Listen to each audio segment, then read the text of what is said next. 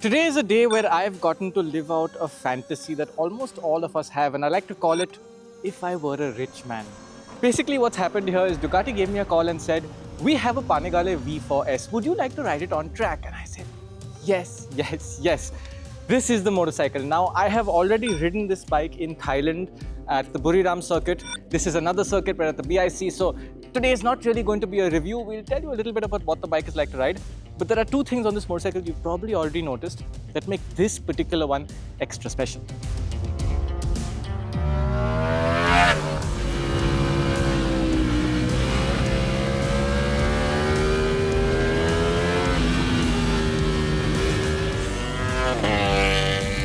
The first, a full system Akrapovic exhaust, and it has Ducati's dry clutch. That is a performance accessory, and together that, and it also needs a different belly pan underneath to allow the exhaust to fit in them. That alone adds 17 lakh rupees to the price, which takes the price of this motorcycle to about 55 lakh rupees ex-showroom. So, like I said, if I were a rich man. Anyway, let's get to the point of how this thing sounds. And I don't usually say this, but headphone users beware.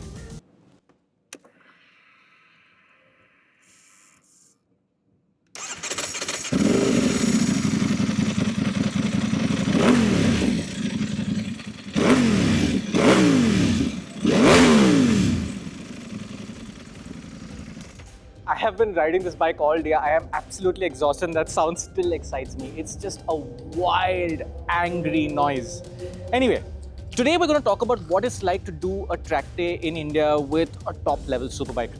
We're at an ISBK track day and Ducati has partnered with a number of track day providers, whether it's in Delhi or in South India, to give their customers a bit of a special experience, and here's what that's all about.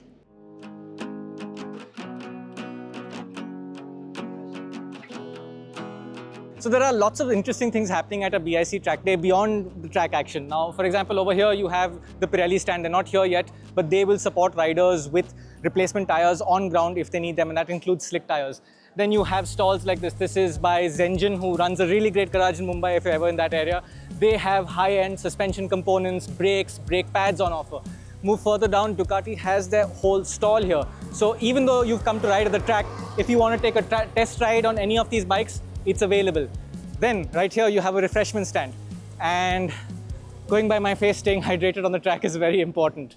Further on, and this is the really interesting thing, and this is something only Ducati does in India at the moment, they give you full service support at the track. And that means that every track day weekend, they come here with 4 different technicians. These guys have all the tools that they need. They have the parts that they need that can be easily replaced. So if you're out there and you have an issue, like you need fresh brake pads or you have an electronic issue, they've got the devices to check the motorcycles. And this service is offered to you free in terms of labor costs. You just have to pay for the parts. And that, I think, really adds peace of mind. If you've brought your very expensive motorcycle to the racetrack, you just want to have a good time, you know that if something goes wrong, you have backup as well. Now, the way this track day works is that you get 6 to 7 sessions for the whole day, and it is a 2-day thing, although I'm just riding 1 day. First session on a racetrack is always, it really messes with your head, and we don't ride bikes this fast very often, even as an auto journalist, maybe once a year, usually once every 2 years. So that first session is all about recalibrating your mind to just how mind-warpingly fast these things are.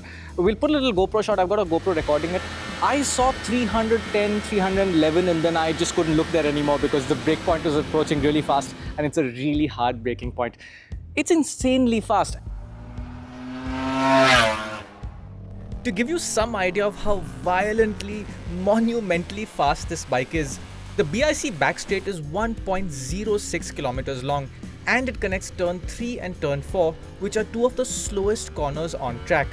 Despite having to accelerate away from turn 3 at a low speed, I saw nearly 320 kilometers an hour on the display after a few sessions later in the day, while a pro level rider can hit as much as 330 kph on this bike on the same straight. One of the reasons why this particular motorcycle can hit such mad numbers is because of those performance accessories.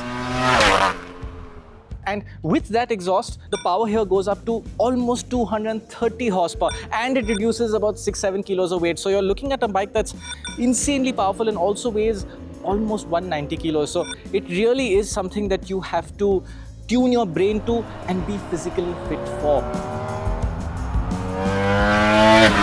Now you're going to hear a lot of bikes out on track, so just enjoy it. The audio is not going to be perfect with this video. But one of the overarching things with this latest Panigale V4 is it's so much easier to ride than the previous bike.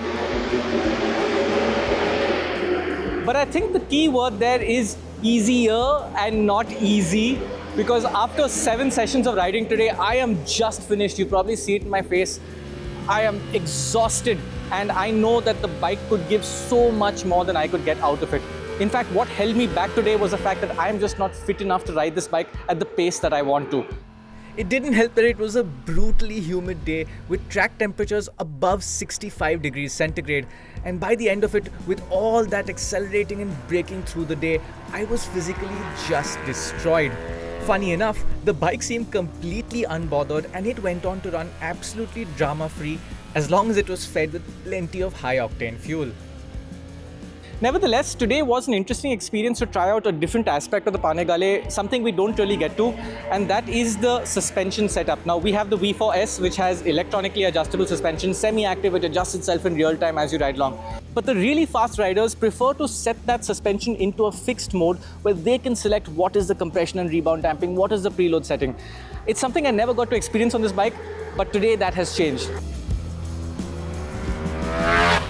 Now for this, you really want to go to someone who is a suspension specialist. You usually find people like these at track days who can help you set up the motorcycle.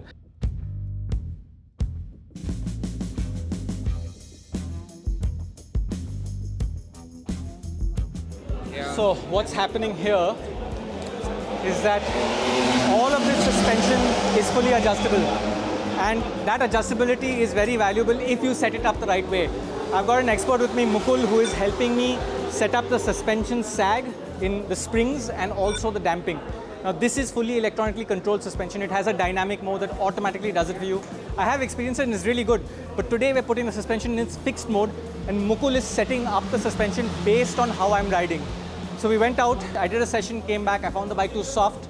So we are now working on that and I'll go out again, try it again, come back in. At the same time, he's also monitoring the tire pressures. How much is the tire pressure going up after every session? That tells him what the tire pressure needs to be. It's another vital part of riding really quick on the racetrack. So this is the pro level stuff when you're just the rider who doesn't know what's going on and you have an expert who's doing it all for you. Is it better than dynamic suspension? I don't think I can give you a direct comparison.